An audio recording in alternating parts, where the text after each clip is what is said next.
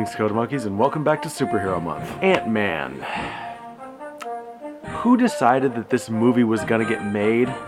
I mean, really, who greenlit this? The production of this movie was troubled, to say the least, which kind of makes it all the more surprising that the movie actually ended up being really damn good, and not just really damn good, but I think it's among Marvel's best. I mean, I didn't even know I wanted a superhero heist movie, but here we are. So what exactly is it that makes Ant-Man work so well? What is the little secret to its success? Well, for one thing, the action and the shrink growth scenes are incredibly creative. A lot of people are really sick of origin stories by now, and this movie makes the origin of Ant-Man something really fun to watch. It's really entertaining to watch Scott slowly getting the hang of the Ant-Man suit and all of the different things it can do. And the end fight where Ant-Man and Yellow Jacket are staging a big collateral damage, destroy the city type fight scene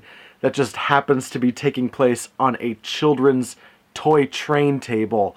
I mean, it's just so creative, and it's tons of fun to watch. It blends action and comedy so well, and it's really hard to do that. The movie is also a really great example of how to make a little kid that isn't extremely annoying, which is a thing that a lot of movies have a hard time doing. The secondary characters are great. I really like what they do with Hank Pym. Luis is an instant hit, and Hope is also just outstanding, although her presence in the story does lead to one of the aspects of the movie that I'm not so cool with. Basically, the main question that inevitably comes up is why isn't Hope the one in the shrinking suit?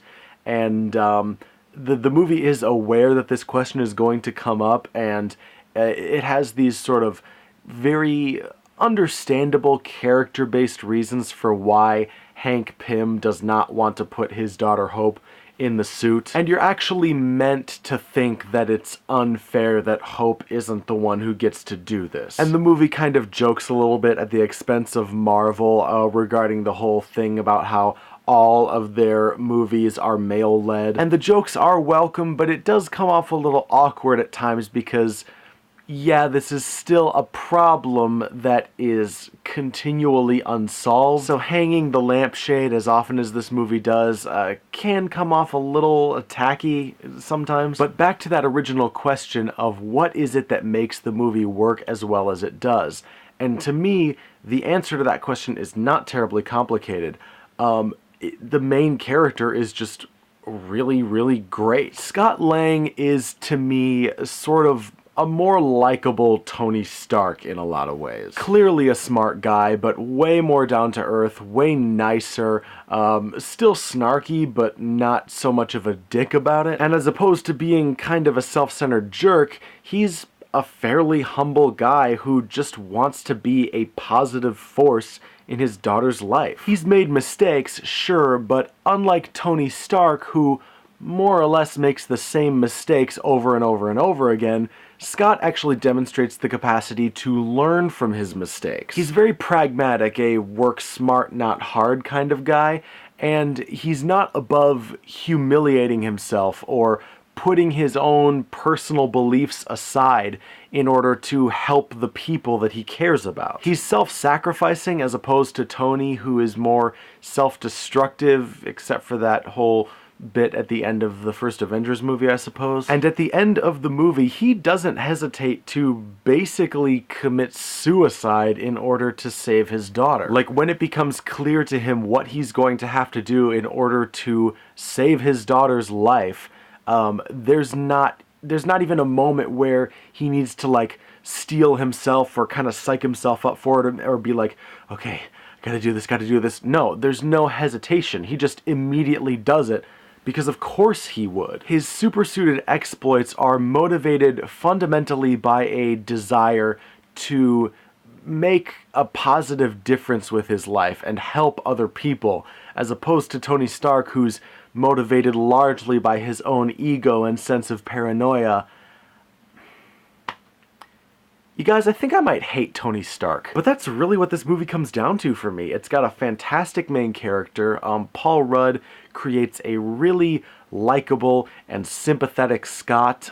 His role is a very difficult balancing act to achieve, and I think he does a really great job with it. And yeah, I mean, I guess this video is definitely going to be a lot shorter than the others, but I mean, it's not complicated what makes this movie good and what makes it fun to watch. I would definitely call Ant-Man worth owning. It's fairly small in scope and definitely very grounded, but this actually works to the film's advantage. Because it is not trying to be about a big and important thing, it's allowed to sort of slow down and take its time a little bit, which is a luxury that a lot of the other MCU movies just don't have. It was very much a breath of fresh air that the MCU needed at the time that it came out. And yeah, it's just a really damn good movie. Like I said, that was a little bit shorter, but hey, that's fine. These things don't have to be super long. Next time I'm going to be talking about Doctor Strange. I'm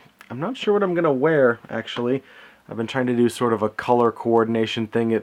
You know what? You don't care. So, yeah, anyway, come back in a couple of days. I'm going to talk about Doctor Strange, and, yeah, I hope you enjoyed this video. And until next time, Code Monkeys, I will see you later.